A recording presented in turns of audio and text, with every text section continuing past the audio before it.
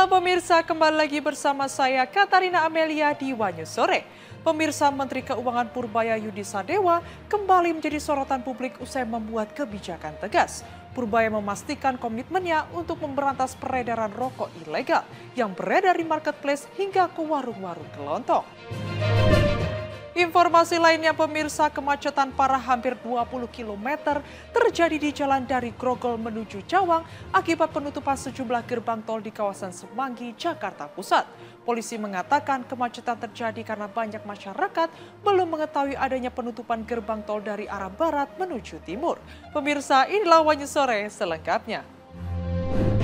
Sebanyak lebih dari 1.000 siswa menjadi korban keracunan program makan bergizi gratis di Kabupaten Bandung Barat, Jawa Barat.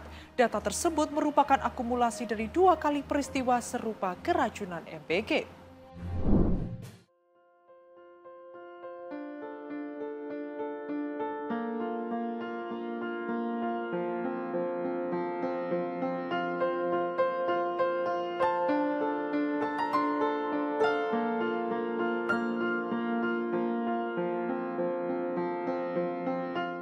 Sebanyak lebih dari 1.000 siswa menjadi korban keracunan program makan bergizi gratis atau MBG di Kabupaten Bandung Barat, Jawa Barat.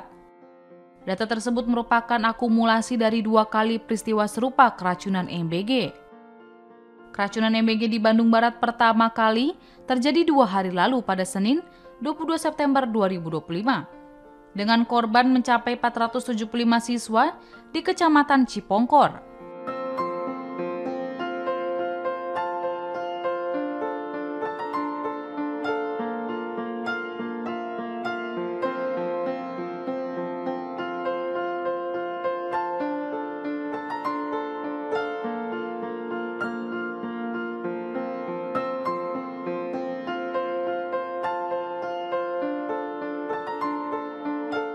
Pada Rabu 24 September 2025, kejadian serupa kembali terjadi di 2 kecamatan, Cipongkor dan Cihamplas. Dari data sementara, ada 500 korban di Kecamatan Cipongkor dan 60 korban di Kecamatan Cihamplas. Jika ditotal, maka data akumulasi sementara menunjukkan ada sebanyak 1.035 siswa yang menjadi korban keracunan MBG di Bandung Barat. Sekretaris Daerah Jawa Barat Herman Suryatman mengatakan telah meninjau langsung para korban keracunan MBG. Herman memastikan bahwa penanganan terhadap korban berlangsung dengan baik dan lancar. Ia menjelaskan ada 3.800 paket MBG yang dibagikan ke sekolah di Kecamatan Cipongkor pada Rabu 24 September 2025, di mana jumlah tersebut ada 500 siswa yang mengalami keracunan. Di Kecamatan Cihamplas ada 1.600 paket sajian MBG yang dibagikan ke sekolah dan sekitar lebih dari 50 siswa yang terdata menjadi korban keracunan makanan.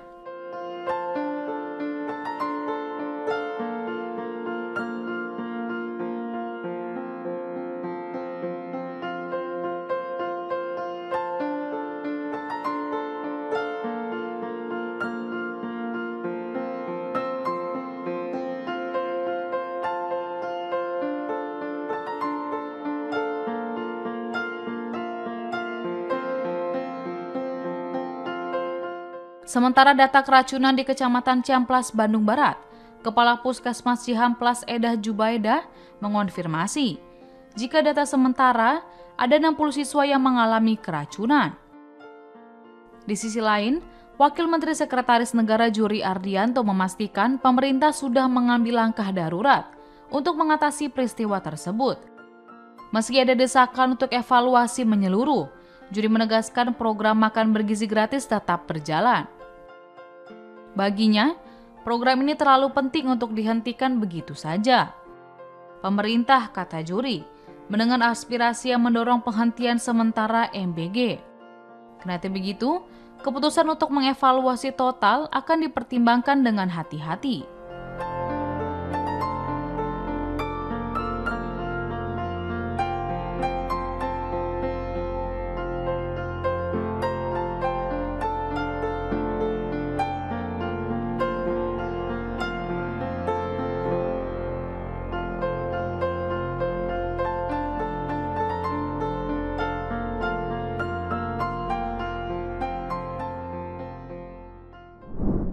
Menteri Keuangan Purbaya Yudi Sadewa kembali menjadi sorotan publik usai membuat kebijakan tegas. Purbaya memastikan komitmennya untuk memberantas peredaran rokok ilegal. Ia mengatakan telah memanggil perusahaan-perusahaan marketplace agar bulan Oktober tidak lagi memperbolehkan para pedagang untuk menjual barang-barang ilegal termasuk rokok.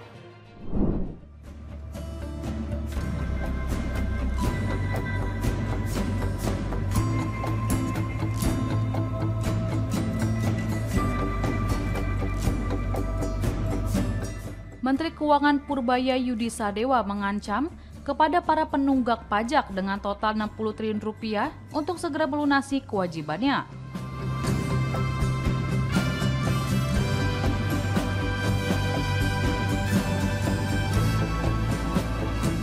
Purbaya menyebut bakal segera mengeksekusi rencananya itu dalam waktu dekat. Ia optimis para penunggak pajak itu tak bisa mangkir dari kewajiban mereka. Bahkan Purbaya berencana membuka kanal aduan khusus terkait masalah perpajakan di Indonesia. Hal ini sejalan dengan upaya Kementerian Keuangan menyisir potensi ketidakpatuhan wajib pajak termasuk di tahun 2026 mendatang.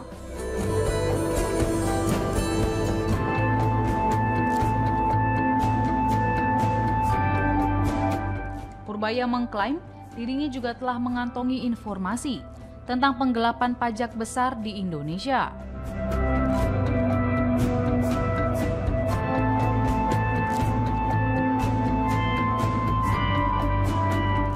Kendati begitu, ia mengaku belum bisa mengungkapkan hal tersebut ke publik.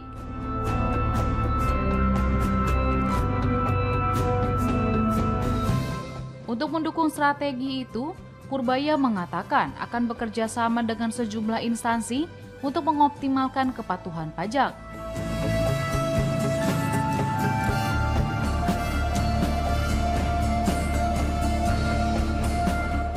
Instansi-instansi itu diantaranya Polri, Kejaksaan Agung, dan Komisi Pemberantasan Korupsi, serta Pusat Pelaporan dan Analisis Transaksi Keuangan.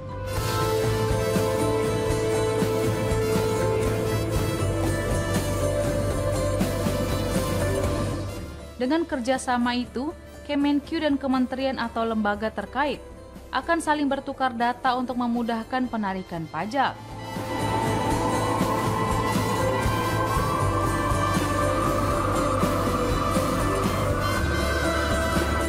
Strategi lainnya juga termasuk mendorong aktivitas ekonomi melalui suntikan stimulus paket ekonomi 2025, memperbaiki Kortex, serta memberantas rokok ilegal di pasaran, baik di pasar daring maupun luring.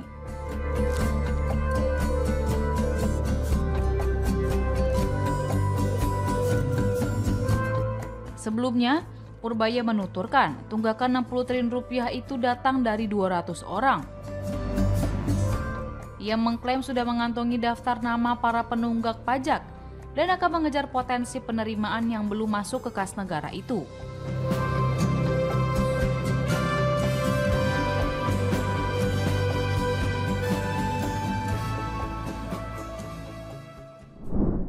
Kemacetan parah hampir 20 km terjadi di Jalan Grogol menuju Cawang akibat penutupan sejumlah gerbang tol di kawasan Semanggi, Jakarta Pusat. Penutupan ini dilakukan untuk memperbaiki gerbang tol yang rusak pasca kebakaran saat aksi demo Agustus lalu.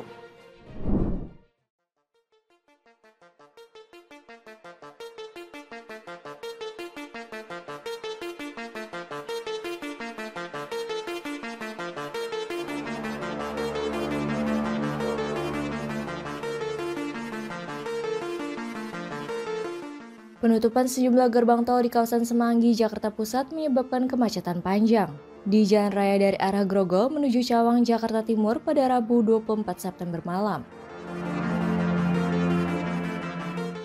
Kemacetan yang hampir mencapai 20 km itu terjadi dari gerbang tol Tomang hingga gerbang tol Semanggi 2. Sejumlah gerbang masuk tol dalam kota dari arah Jalan Raya Slipi menuju Jalan Raya Cawang ditutup untuk perbaikan pasca terbakar saat aksi demo Agustus lalu. Gerbang tol yang sedang diperbaiki antara lain Slipi 2, Pejompongan, Semanggi 1, Kuningan 1, dan Slipi arah Tomang. Akibat penutupan ini, arus lalu lintas dari Grogol hingga Cawang, Jakarta Timur mengalami kemacetan parah. Kondisi ini diperparah oleh banyaknya kendaraan angkutan barang yang melintas di jalan raya tersebut. Dirlantas Polda Metro Jaya, Kombes Komarudin mengatakan kemacetan terjadi karena banyak masyarakat belum mengetahui adanya penutupan gerbang tol dari arah barat menuju timur.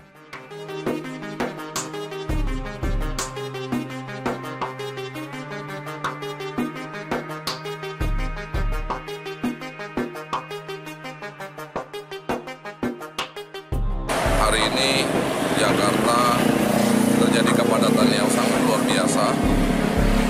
Mengingat memang ada beberapa kegiatan, namun selain daripada itu, hari ini juga diberlakukan penutupan beberapa gerbang tol ataupun gardu tol yang dari arah barat ke timur, diantaranya mulai dari gerbang tol Selipi, kemudian gerbang tol Pejompongan dan Semanggi 1. Ini termasuk salah satu faktor penyebab terjadinya kepadatan, sehingga banyak masyarakat kita yang memang sampai saat ini belum tahu kalau gerbang tol tersebut sedang dalam perbaikan.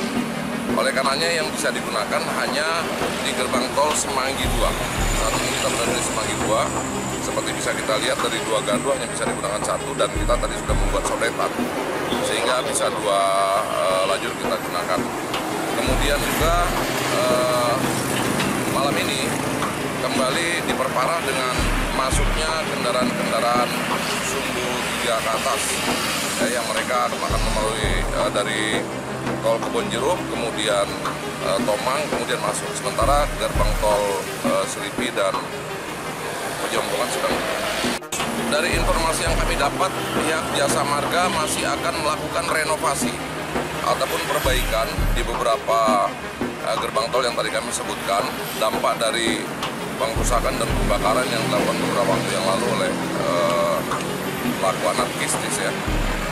Oleh karena itu tentu membutuhkan waktu untuk perbaikan. Nah, inilah yang tentunya perlu diinformasikan atau diketahui oleh masyarakat, bahwa saat ini dan beberapa hari ke depan, gerbang tol Selipi, tepatnya depan Rumah Sakit Harapan Kita, depan Polres Jakarta Barat Lama, kemudian di gerbang tol Pejompongan dan Semanggi 1. Semanggi 1 ini termasuk asupan akses jalan tol yang cukup banyak, mengingat kendaraan-kendaraan dari arah Tamrin, Sudirman yang akan mengarah ke Cawang itu pasti menggunakan gerbang tol Semanggi 1 dan Semanggi 2.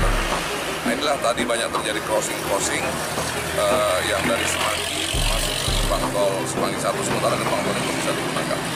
Jadi informasi yang dapat disampaikan kepada masyarakat bahwa gerbang tol tersebut, terutama yang dari barat ke timur, dalam waktu beberapa hari ke depan sedang dalam proses perbaikan. Sampai 22 kilo.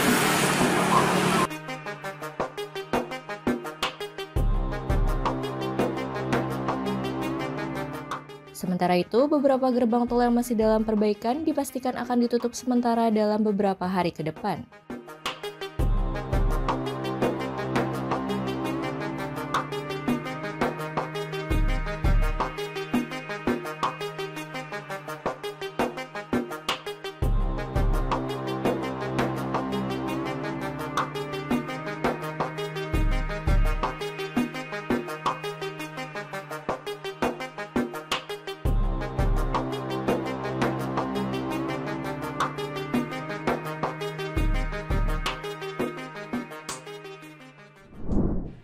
Sengketa agraria di Kecamatan Sukamakmur, Kabupaten Bogor kian memanas setelah ratusan hektar lahan warga desa Sukamulya dan Sukaharja masuk daftar aset sitaan negara terkait kasus BLBI. Warga pun terancam kehilangan tanah mereka karena proses administrasi diblokir dan lahan berpotensi dilelang.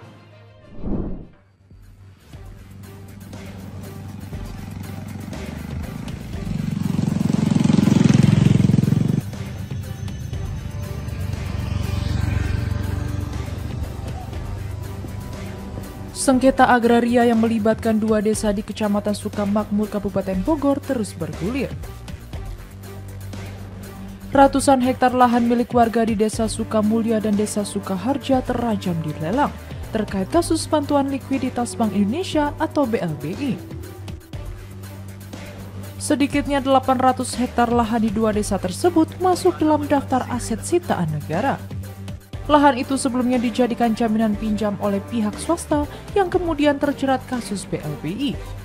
Pemasangan pelang penyitaan pun sudah dilakukan di sejumlah lokasi. Akibatnya, warga yang hendak menjual atau mengurus sertifikat tanah tidak bisa melanjutkan proses administrasi karena lahan ikut diblokir. Gubernur Jawa Barat Deddy Mulyadi menyatakan akan menyiapkan tim pengacara dari pemerintah Provinsi Jawa Barat untuk mendampingi masyarakat. Tim ini rencananya akan melakukan validasi, verifikasi, dan identifikasi, serta menjadi kuasa hukum bagi seluruh warga terdampak. Bahwa kalau melihat dari sejarah yang diceritakan oleh mantan sekretaris desa dan beberapa tokoh yang tadi ketemu dengan saya, ada kemungkinan yang terbesar bahwa tanah-tanah yang hari ini diklaim sebagai tanah jaminan yang dijaminkan ke BI, itu tanah-tanah yang di luar belanja yang dilakukan oleh pengusaha sebagai penjamin pinjaman pada waktu itu. Tetapi kan seluruhnya nanti harus dibuktikan. Nah, karena ini menyangkut keluh kesah masyarakat, maka saya memutuskan besok tim pengacara Provinsi Jawa Barat akan datang memvalidasi, memverifikasi, dan mengidentifikasi serta menjadi kuasa dari seluruh warga itu. Dan selanjutnya nanti yang berurusan dengan seluruh kepentingan yang ada di desa itu, biar tidak dengan masyarakat langsung, tapi dengan tim kuasa hukum yang ditunjuk oleh Pemprov Jabar. Gubernur, infonya kan ini dua desa ini akan dilelang. Bisa dipertegas ya sebenarnya? Ya, nanti kan gini, proses pelelangan itu dilakukan manakala bukti kepemilikan sebagai jaminannya sah. Nah, pertanyaannya adalah apakah bukti kepemilikan yang menjadi jaminan itu sah atau tidak. Nah, itu kan sudah ranah hukum, nanti biarkan nanti tim kuasa hukumnya melakukan gugatan terhadap areal tanah yang bukan kepemilikan seseorang atau korporasi itu dijadikan jaminan. Nah, itu ada sengketa hukumnya di situ. Tapi secara tata negara bisa nggak sih Pak sebenarnya Pak? Desa itu, lahan desa itu di...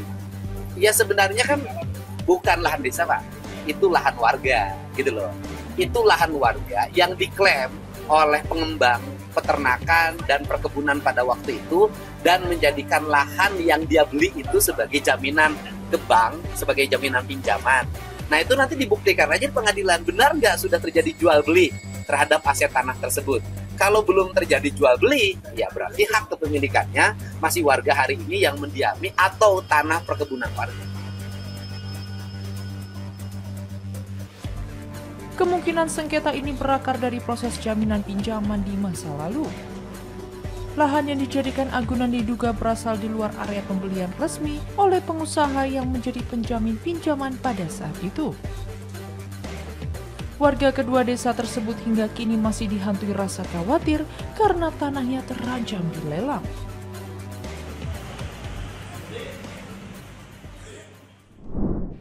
FIFA resmi mengizinkan Erick Thohir tetap menjabat sebagai Ketua Umum PSSI meski kini dipercaya Presiden Prabowo sebagai Menpora.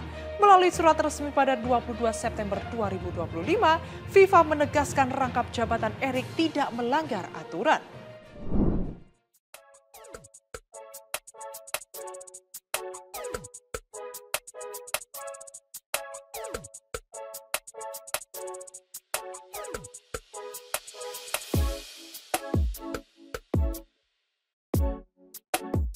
Kepastian mengenai status rangkap jabatan Erick Thohir akhirnya terjawab.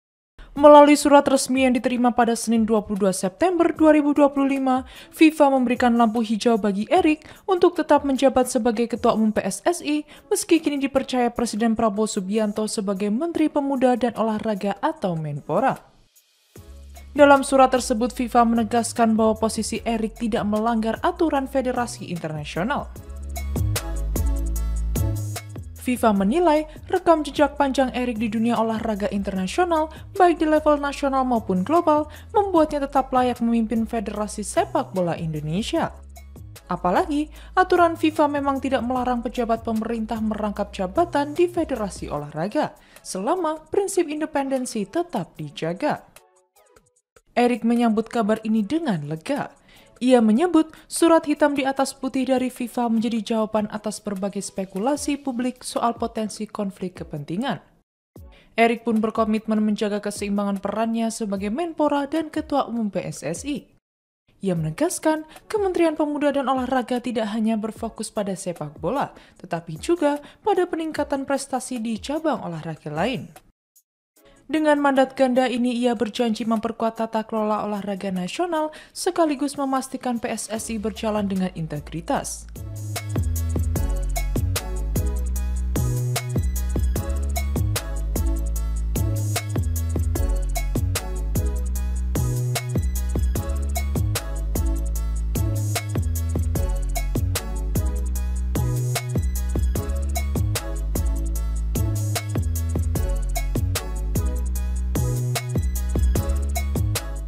Erick resmi dilantik sebagai Menpora pada 17 September 2025 menggantikan Dito Aryo Tejo. Presiden Prabowo saat itu menyampaikan keyakinan penuh bahwa Erick mampu mengemban dua tugas penting sekaligus. Menurut Erick, keputusan FIFA menjadi momentum besar untuk membawa olahraga Indonesia, khususnya sepak bola, ke arah yang lebih profesional dan berdaya saing global.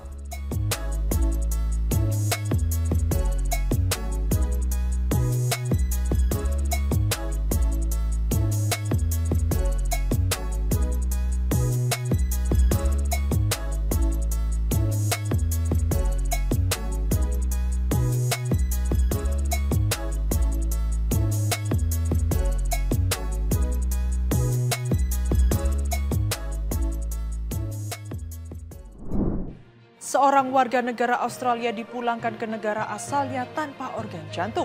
Usai melakukan otopsi di rumah sakit Ngurah setelah ditemukan meninggal dunia di sebuah villa di Badung, Bali.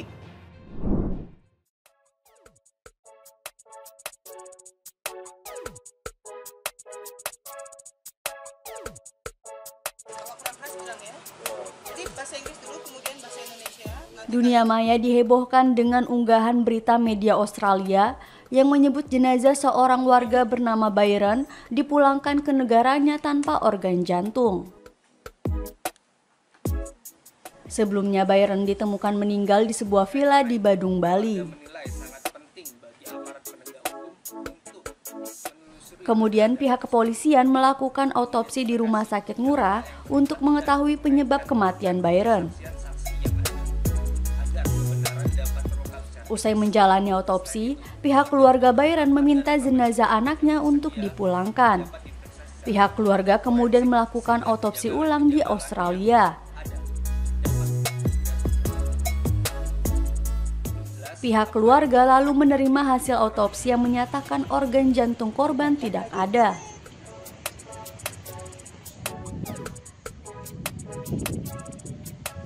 Namun kini pihak rumah sakit Ngurah telah mengirimkan organ jantung korban ke Australia.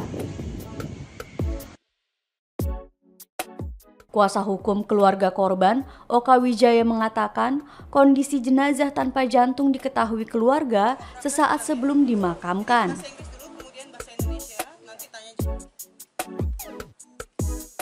Oka menyebut keluarga korban belum memutuskan apakah akan menempuh jalur hukum atas kejadian tersebut.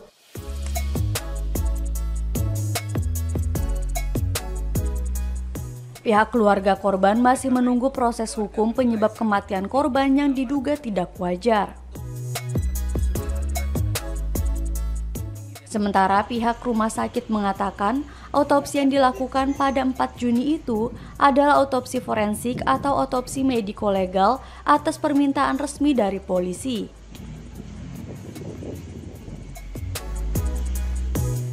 Autopsi dilakukan sesuai SOP dan sudah menjadi prosedur tetap untuk mengambil organ utuh dan atau sampel organ jaringan.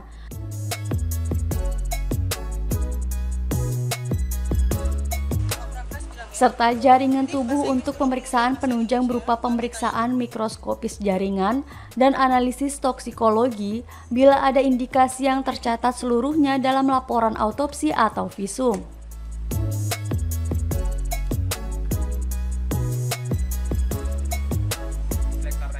Organ jantung korban baru dikembalikan karena waktu lebih panjang yang diperlukan untuk proses jantung yang bersangkutan untuk pemeriksaan patologi anatomi.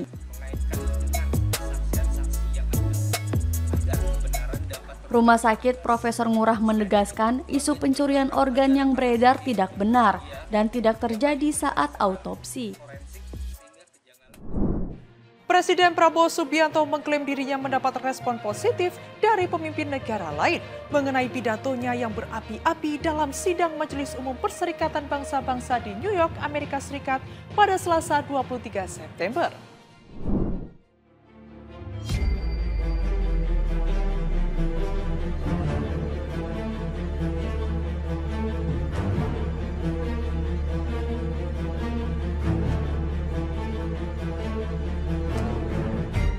Presiden Prabowo Subianto mengklaim dirinya mendapat respons positif dari pemimpin negara lain mengenai pidatonya yang berapi-api dalam sidang Majelis Umum PBB di New York pada Selasa 23 September.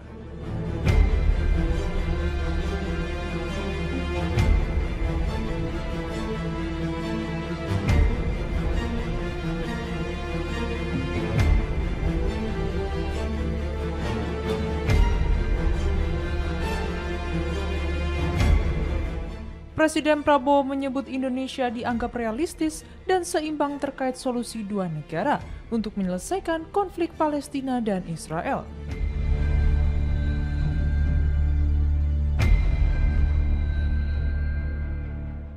Ia juga kembali menekankan Israel harus dijamin keamanannya, dengan demikian barulah perdamaian sejati bisa didapatkan dunia.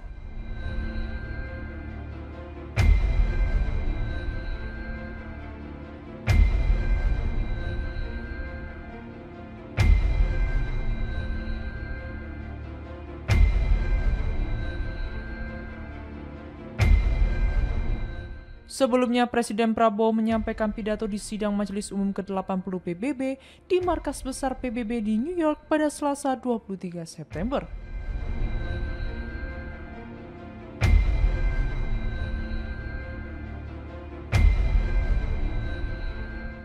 Dalam pidatonya, Presiden Prabowo menekankan bahwa keadilan bagi semua bangsa harus diciptakan.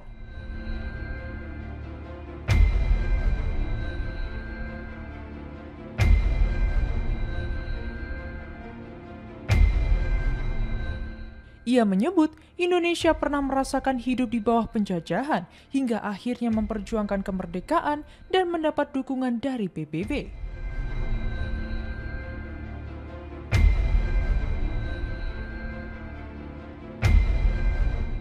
Selain itu, Presiden Prabowo juga menegaskan komitmen Indonesia dalam upaya perdamaian, termasuk di Palestina.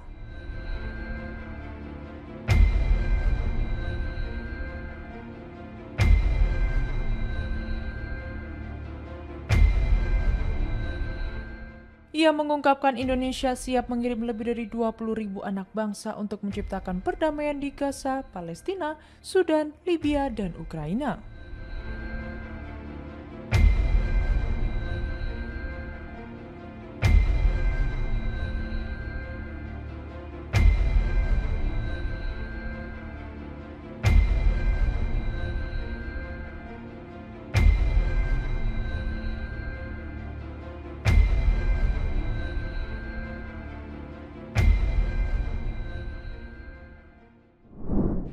Demikian informasi yang dapat kami sampaikan pemirsa. Terima kasih telah bergabung bersama kami.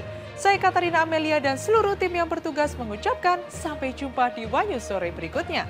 Setiap hari pukul 7 malam hanya di kanal YouTube TV One News.com.